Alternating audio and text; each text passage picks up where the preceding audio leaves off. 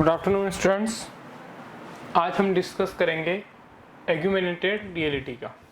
हम chapter number 3 जो discuss कर रहे हैं वो नई नई टेक्नोलॉजी के बारे में डिस्कस कर रहे हैं। हमारे चैप्टर का नाम है एम्बेडेड टेक्नोलॉजी। तो जो नई टेक्नोलॉजीज आई है उसके बारे में हम डिस्कस कर रहे थे। तो हमने पहले एआई के बारे में पढ़ा, मशीन लर्निंग के बारे में पढ़ा और वर्चुअलिटी रियलिटी के बारे में, वर्चुअल रियलिटी के बारे में पढ़ा। इस तरीके से नई नई जो टेक्नोलॉजी में चेंजेज आ रहे हैं उसके बारे में हमने डिस्कस किया।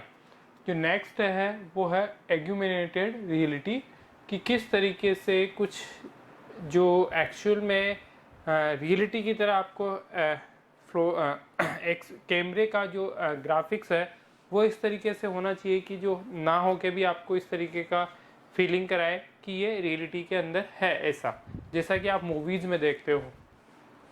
The supreme position of computer generator principal information over the existing physical surrounding is called as augmented reality। तो AR किसे कहा गया कि जो हमारे surrounding over the existing physical surrounding is called augmented reality। It add components the digital world to the physical world along with the associated tactile and other scenarios requirement, thereby making the environment interactive and digitally manipulable. अब देखिए कि आपने कुछ physical words के अंदर और digital word को आपस में कनेक्ट करने के लिए, फिजिकल वर्ड और डिजिटल वर्ड को आपस में एसोसिएट करने के लिए हम क्या करते हैं कि कुछ रिक्वायरमेंट एनवायरनमेंट को ऐसा इंटरेक्टिव बनाते हैं कि वो डिजिटली मैनिपुलेबल होए, कि वो जो ग्राफिक्स आपने यूज किया है कि उसका इस तरीके से आपको लगे कि हाँ ये एक्चुअल में रियलिटी है। ठीक है, तो users can access information about the nearest place with the reference to their current location. They can get information about places and choose on the basis of users review. इसके साथ साथ ही हमें क्या इसके अंदर जो एग्यूमेंटेड रियलिटी के अंदर क्या दिखाया जाएगा कि आप जहाँ सराउंडिंग हो, आपके जो फिजिकल वर्ल्ड के अंदर सराउंडिंग में क्या क्या चीज़ें आपके नियरेस्ट होती है। जैसे आप गूगल मैप का यूज करते हो या कहीं घूमने जाते हो तो आप कहते हो कि नियरेस्ट जो भी आपके प्लेस है, इम्पोर्टेंट प्लेस है या विजिटिंग प्लेस है या हॉर्टिकल प्लेस है, कोई से भी प्लेस आप फाइंड आउट करोगे या कोई से भी शॉप आपको ढूंढना है, कोई भी आइटम ढूंढना है, तो आप गूगल पे जाके सर्च करते हो तो आपको वहाँ पे नियरेस्ट आपके वहाँ पे उसका रिजल्ट आपको शो कर देता है। ठीक है, तो ये किसके थ्रू पॉसिबल है? लोकेशन बेस्ड एग्यूमेंटेड रियलिटी ये है कि आपको आप नहा जाके भी वहाँ पे आपको सारा पता हो जाता है कि हाँ मैं यहाँ बैठ के मेरे आसपास सराउंडिंग एरिया के अंदर जो जो चीज़ें हैं उनको फाइंड आउट कर सकता हूँ।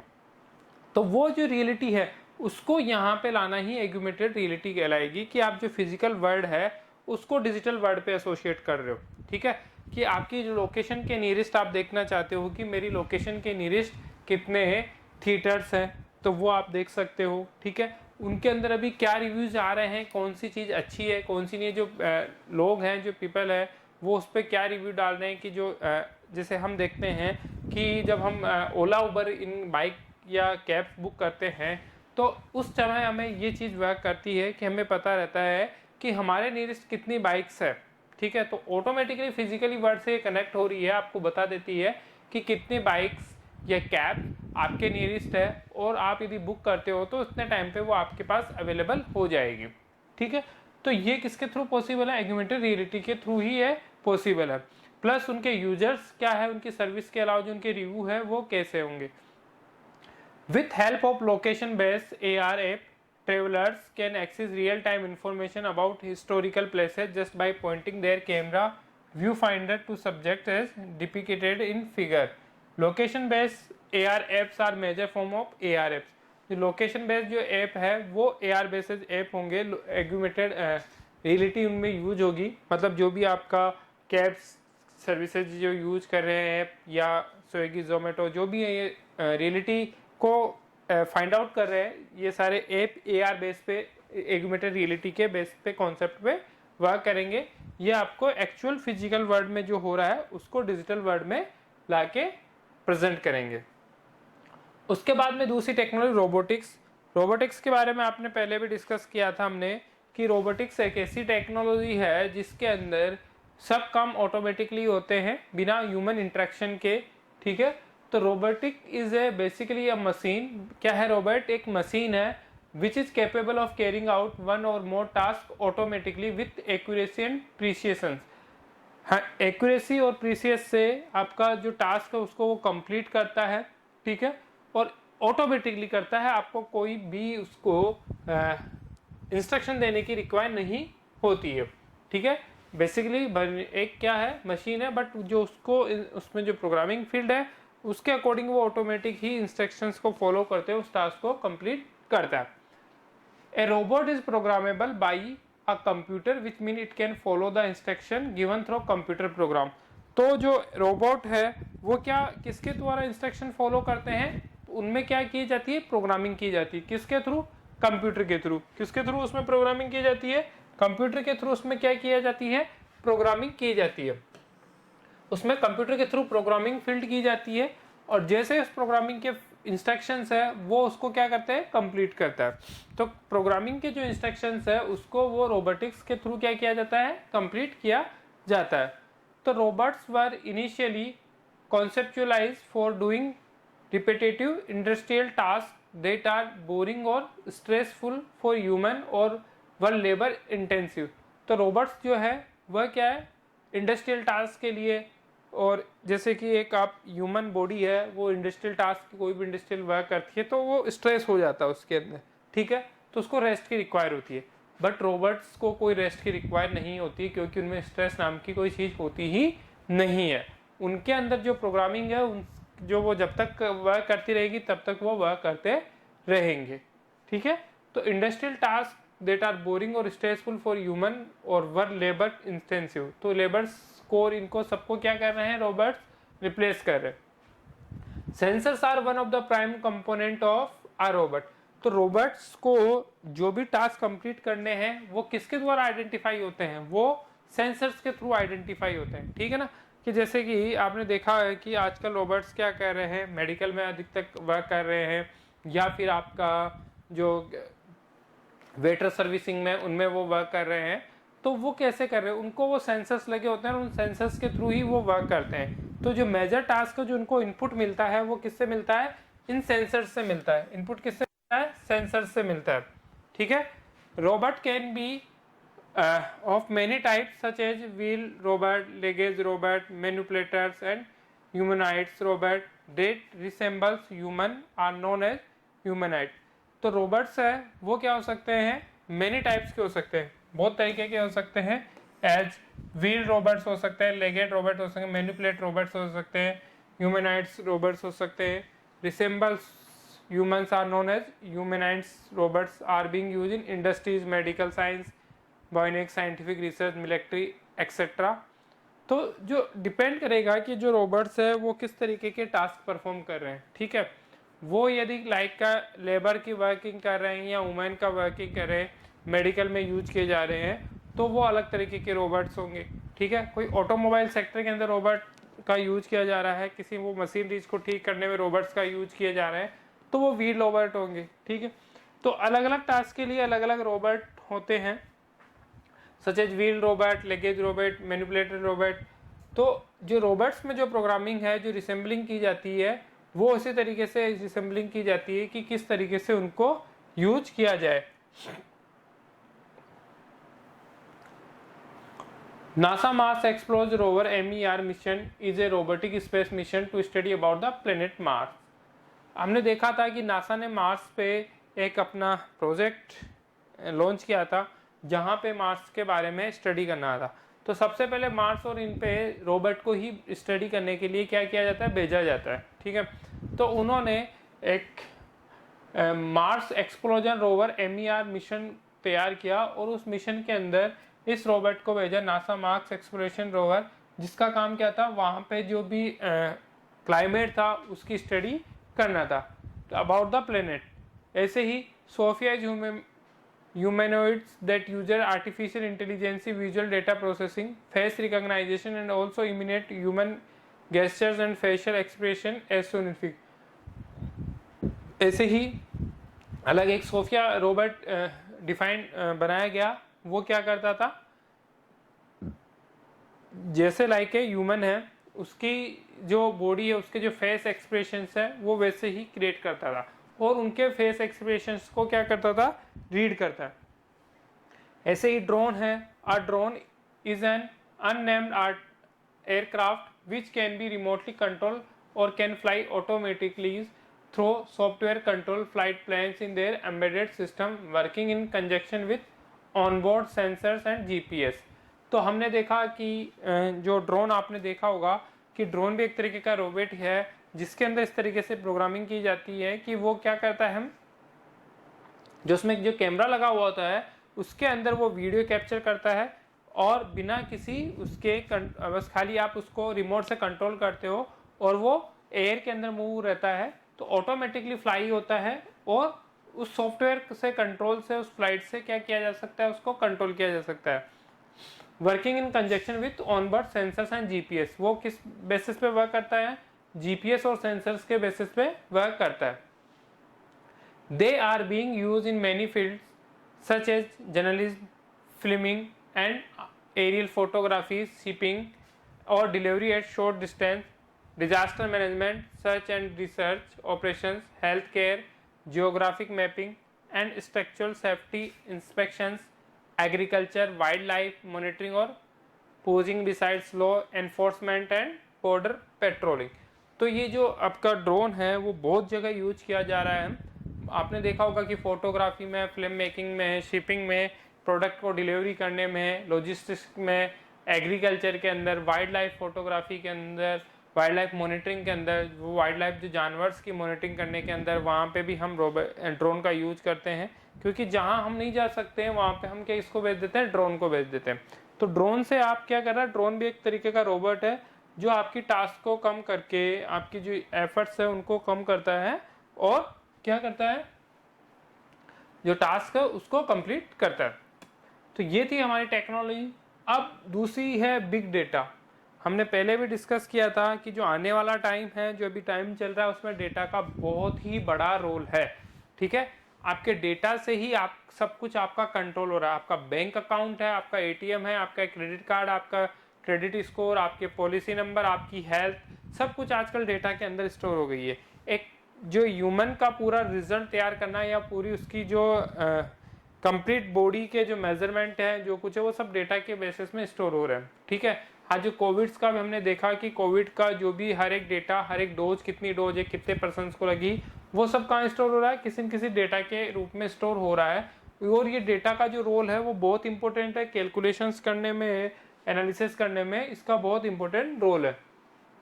With technology making an inroad into almost every sphere of our lives, data is being produced at a colossal rate. Today there are over billion internet users and a majority of the world's web traffic is coming from smartphones। तो हम देख रहे हैं कि अभी जो इस समय इंटरनेट के जो यूजर्स है वो क्या है, मिलीनियर्स है। ठीक है, और उस मिलीनियर्स यूजर्स से हमें क्या, मेजोरिटी ट्रैफिक जो सबसे ज़्यादा आता है वो स्मार्टफोन से आता है। वो किससे आता है, स्मार्टफोन से आता है।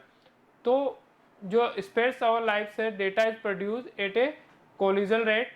Today there are over a billion internet users and a majority of the world's web traffic is coming from the smartphone. तो सबसे ज़्यादा ट्रैफिक कहाँ से आ रहा है, स्मार्टफोन से आ रहा है। Figure 3.8 show that at the current pace around 2.5 convention bytes of data are created each day and the piece is increasing with the continuous evolution of the internet of thing। हम देखते हैं कि हर एक 60 second में इतना data generate हो रहा है। इसने जो आप देख रहे हैं, आपके सामने एक डायग्राम है, इस डायग्राम के थ्रू आपको बताया जा रहा है कि कितना डेटा, कितने मिलियंस यूजर सर्च कर रहे हैं। जैसे एक सेकंड के अंदर 2.5 मिलियंस यूजर गूगल का यूज कर रहे हैं, 46200 पोस्टेड इंस्टाग्राम पे अपलोड हो रही है, यूट्यूब पे इतने वीडियो व्यूज किए जा रहे हैं, विकीपीडिया पे इतने पेज व्यू किए जा रहे हैं, नेटफ्लिक्स पे ये देखा जा रहा है, ऐप्स डाउनलोड हो रहे हैं। तो इतना डेटा 60 सेकंड के अंदर वर्क कर रहा है। आपके स्काइप पे कॉल्स हो रही है, स्नैप पे क्रिएटेड किए स्नैपशॉट्स किए जाती है, व्हाट्सएप पे मिलियंस ऑफ यूजर यूज कर रहे हैं, व्हाट्सएप पे स्टेटस लगा रहे हैं। तो ये तो हमारा एक बेसिकली थोड़ा सा इंटरप्शन है कि इतना यूजर्स या इतना डेटा 60 सेकंड में वर्क कर रहा है, ठीक है। बट इससे भी ज़्यादा आपका जो 60 सेकंड में अंदर है वो डेटा का यूजेज हो रहा है। This result in the generation of data sets of enormous volume and complexity called big data. तो ये रिजल्ट है जनरेशन ऑफ डेटा, जितना डेटा हम यूज कर रहे हैं, जितना डेटा नया जनरेट हो रहा है वो क्या कहलाएगा, आपका बिग डेटा कहलाएगा। तो जो डेटा सेट्स है वो क्या है, वॉल्यूम को कॉम्प्लेक्सिटी कर रहा है, वही बिग डेटा कहलाएगा। Such data can not be processed and analysis using traditional data processing tool as the data is not only voluminized but also unstructured like our post, instance message, chat, photography that share through the various sites। तो ये जो data है, इतना millions जो data है, उसको analyse करना बहुत इजी टास्क नहीं है। उसके लिए क्या है कि जो ट्रेडिशनल वे थे हमारे, उसके थ्रू हम उस डेटा को एनालाइज नहीं कर सकते हैं। उस डेटा को एनालिसिस करने के लिए हमें क्या होगा कि कुछ टूल्स की रिक्वायर होगी, ठीक है, कि आप कितने बाइट्स का डेटा उस साइट पे यूज कर रहे हो, कितने पोस्टल्स हो रहे हैं, या फेसबुक पे कितने यूजर्स वर्क कर रहे हैं, गूगल पे कितने वर्क कर रहे हैं, क्या डेटा उन पे आ रहा है, वो सब जो पुरानी टूल्स है उसके द्वारा कैलकुलेट नहीं किया जा सकता है। जो ट्रेडिशनल वे था डेटा का प्रोसेसिंग करने का, वो इसमें वर्क नहीं करेगा, क्योंकि जो मिलियनर्स वॉल्यूमर्स है डेटा का वो बहुत ज़्यादा हो रहा है। And but also unstructured like, और जो डेटा है वो भी अनस्ट्रक्चर्ड टाइप का है। किसी साइड से आपको पोस्ट मिल रही है, किसी साइड से इमेज मिल रही है, किसी से वीडियो मिल रहा है, किसी से टेक्स्ट मिल रहा है, तो सबका जो स्ट्रक्चर है वो क्या है, अलग अलग है। चैट से अलग चीज़ मिल रही है, फोटोग्राफी से अलग चीज़ मिल रही है। So we share through various sites our tweets, blog articles, news item, opinion, post and their comments, audio video chat etcetera. इस तरीके से हम इन सबको यूज कर सकते हैं। Big data not only represent voluminous data, it also involves various challenges like integration, shortage, analysis, searching, processing, transfer, querying and visualization of such data। अब जो है big data not only data को ही include नहीं करता है आपका, but data पे जो डिफरेंट टास्क हो रही है उसको भी वो क्या कर रहा है, एनालाइज कर रहा है, कंप्लीट कर रहा है। लाइक इंटीग्रेशन करना है डेटा का, किस तरीके से इंटीग्रेशन होना चाहिए, शॉर्टेज किस तरीके से होगी डेटा का, शॉर्ट करना हो डेटा को, स्टोरेज करना हो, ठीक है, उसका एनालिसिस करना हो, सर्चिंग करना हो, प्रोसेसिंग करना हो, ट्रांसफ़र करना हो, कोई क्यूरी एग्जीक्यूट करनी हो, विजुअलाइजेशन करना हो, तो ये सब काम किस पे हो रहा है, बिग डेटा के थ्रू पॉसिबल हो रहा है। मतलब जो डेटा है, आपने जो जितना भी डेटा आप यूज कर रहे हो, इंसर्ट कर रहे हो, इस टाइम पे billions of users different websites चला रहे हैं या डिफरेंट सोशल मीडिया प्लेटफॉर्म का यूज कर रहे हैं। तो उन डिफरेंट यूजर्स हैं, उनका जो सोशल प्लेटफॉर्म पे है उनका बिहेवियर कैसा है, हमें उनके लॉजिक्स की कौन सा, आपने देखा होगा कि आप यदि फेसबुक या इंस्टाग्राम पे किसी चीज़ के बारे में सर्च करते हो, या फिर गूगल पे कोई आपके सिस्टम पे आपने कोई चीज़ रिपीटली सर्च करते हो, तो उसके फेसबुक और इंस्टाग्राम पे ऐड आना स्टार्ट हो जाते हैं। वो कैसे आते हैं, वो इस डेटा के एनालिसिस पे ही आते हैं। उनको थोड़ी पता है, उनको नहीं पता होता है कि आपको किस चीज़ में इंटरेस्ट है, बट आप जो सर्च कर रहे हो, जिस टाइप की आप सर्चिंग वहाँ पे गूगल पे कर रहे हो, तो वो डेटा आपका कैप्चर हो रहा है। उस डेटा को वो एनालिसिस करते हैं कि हाँ, इस पर्सन को इस चीज़ में इंटरेस्टेड है, तो जिस चीज़ में आपको इंटरेस्ट होगा उसी के ऐड वहाँ पे आपको वो क्या करने लग जाएगा, विजिबल कराने लग जाएगा। तो ये किसके थ्रू पॉसिबल है, ये सारी स्टडी हो रही है वो डेटा के ही अकॉर्डिंग पॉसिबल है। वो किसके थ्रू पॉसिबल है, डेटा के थ्रू ही पॉसिबल है। डेटा के थ्रू ही वो सब कुछ हो रहा है कि जो डेटा को एनालिसिस किया जा रहा है और उस डेटा को एनालिसिस करने के बाद उसके अकॉर्डिंग रिजल्ट बनाया जा रहा है।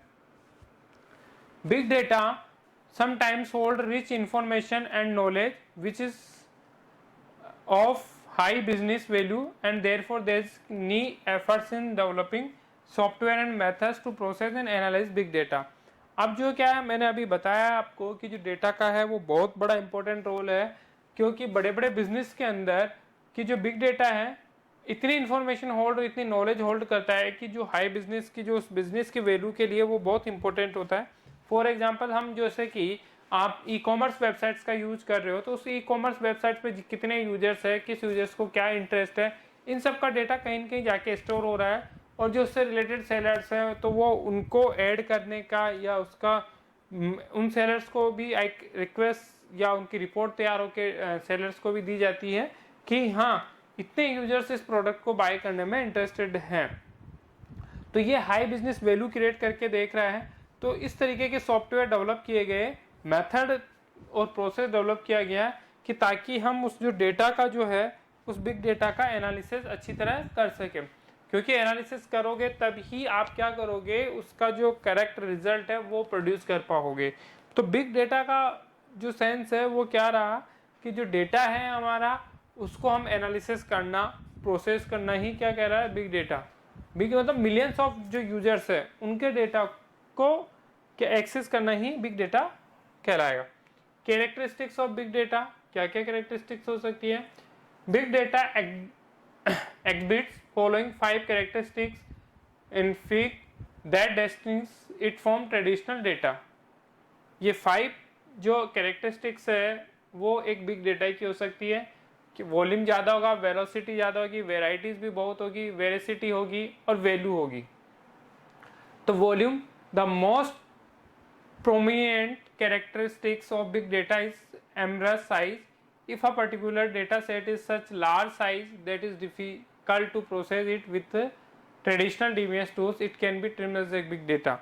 अब जो है वॉल्यूम है कि जो हम डेटा हैंडल कर रहे हैं, लाइक आप फेसबुक या इंस्टाग्राम पे जो डेटा का जो वॉल्यूम है वो बहुत ज़्यादा हाई होता है, तो उस केस में आपके जो ट्रेडिशनल टूल है DBMS के वो वर्क नहीं कर पाते हैं। तो वो वॉल्यूम को कंट्रोल किसके थ्रू किया जा रहा है? बिग डेटा के थ्रू ही उस वॉल्यूम को क्या किया जा रहा है? कंट्रोल किया जा रहा है। तो बिग वॉल्यूम मतलब क्या है कि वॉल्यूम जो हमारे डेटा का है वो वॉल्यूम इतना ज़्यादा है कि हम उसको किससे जो हमारा जो DBMS पार्ट है उससे उसको एनालिसिस नहीं कर सकते, पुराने टूल्स के थ्रू उसको एनालिसिस नहीं कर सकते हैं। तो उसमें हमें किसका यूज कर रहे हैं? बिग डेटा का यूज कर रहे हैं। दूसरा वेलोसिटी। वेलोसिटी रिप्रेजेंट, जो वेलोसिटी है represent the rate at which the data under consideration, वो इतनी रेट रिप्रेजेंट करती है जिसके अंदर डेटा को कंसिडर किया जाए, are being generated and stored, कि किस तरीके से डेटा को कंसिडर करे कि हमें और जनरेट और स्टोर हो सके। Big data has an exponentially higher rate of generation than the traditional data. Big data की जो जनरेट की रेट है वो आपकी जो ट्रेडिशनल डेटा है उससे बहुत ही ज़्यादा हाई है। बहुत ज़्यादा हाई का मतलब क्या हुआ कि जो नए डेटा क्रिएट किए जा रहे हैं या जो एनालिसिस किया जा रहा है उसका वो बहुत ज़्यादा है एज कंपैरिजन आपके किसके कंपैरिजन? जो ट्रेडिशनल टूल्स थी उनके comparison. Variety, it asserts that a data set has a varied data such as structure, semi-structure and unstructured data. Some examples are text, image, video, web page and as so on। तो veracity का मतलब क्या हुआ? It asserts that a data set has variety। जो data set है, जो big data का set है वो वेराइटी उसके अंदर की डिफरेंट टाइप्स ऑफ डेटा है, स्ट्रक्चर अलग अलग है, सेमी स्ट्रक्चर है, अनस्ट्रक्चर्स है, इन सबको वो अलग अलग क्या करता है? अलग अलग सेट्स में कैरी करके रखता है और आपको उसी टाइप की इंफॉर्मेशन क्या करता है? डिलीवर करता है। वेराइटी के बाद में veracity. Big data can sometime inconsistent base noise और there can be abnormality in the data और issue with the data collection method. Veracity refers to the trustworthy things of the data because processing such incorrect data can give wrong result or miss the interruption। Veracity का मतलब क्या हुआ कि जो big data है कि जो sometime जो है नॉइस एंड इनकंसिस्टेंसी फॉलो करती है, तो there a issue with the data collection method. तो वहाँ पे यदि आपका बहुत ज़्यादा डेटा है तो उसको कलेक्शन करने का भी इशू होता है। तो veracity refer to the truth trustworthiness of the data because processing such incorrect data can give wrong result. तो आप जो डेटा को प्रोसेस करोगे वो भी रिजल्ट को क्या देगा? रॉन्ग देगा। तो आपको जो डेटा का कलेक्शन करना है वो इस तरीके से करना है कि जो रिजल्ट है वो करेक्ट आए, क्योंकि रिजल्ट यदि आपने जो प्रोसेसिंग है उसको गलत करोगे तो रिजल्ट भी गलत आएगा और मिसप्लेस आपको उसका रिजल्ट मिलेगा। Value, big data is not only just a big pile of data but also process to have hidden patterns and useful knowledge which can be high business value. जैसे हमने discuss किया है कि जो big data की जो values है उसका कितना इंपॉर्टेंट रोल है, तो आपने ई कॉमर्स साइट्स और इस पर बहुत ज़्यादा इंपॉर्टेंट रोल है कि जो हर एक कैरेक्टर्स है, हर एक जो कंज्यूमर्स है उनकी वो वर्किंग या जो उनकी सर्चिंग कैपेसिटी है वो सर्च करता है और उसी के अकॉर्डिंग वो रिजल्ट देता है कि हाँ इतने यूजर्स अभी इस प्रोडक्ट को बाय किया या उन्होंने चेक किया है, तो इसका मतलब इसकी डिमांड है वो बिजनेस करने में जनरेट यूज किया जा रहा है। कि आप बिग डेटा के थ्रू क्या पता लगा सकते हो, मार्केटिंग एनालिसिस करके उस प्रोडक्ट के बारे में इंफॉर्मेशन ले सकते हो। But as there is cost of investment of resource in processing big data, तो आपको इसको प्रोसेस करने के लिए थोड़ा सा एक्स्ट्रा कॉस्ट पे करना होगा। We should make a preliminary inquiry to see the potential of the big data in terms of value discover और else our efforts could be in vain. तो बिग डेटा है वो क्या करेगा, we should make a preliminary inquiry to see the potential of the big data, कि जो big data का जो पोटेंशियल है वो किस तरीके से होगा, उसकी टर्म्स को किस तरीके से आइडेंटिफाई किया जाएगा, किस तरीके से डिस्कवर किया जाएगा, एफर्ट्स किस तरीके से यूज किए जाएंगे, तो वो डिपेंड करता है वैल्यू के ऊपर। क्योंकि आप उस वैल्यू को ही, बिग डेटा की वैल्यू को एनालिसिस करके अपने बिजनेस के लिए प्लान रेडी करोगे, तो ये रोल है आपका बिग डेटा का। तो आज हमने कुछ एक और टेक्नोलॉजी के बारे में डिस्कस किया, अब हम डेटा एनालिसिस के बारे में डिस्कस करेंगे जो कल करेंगे। ठीक है।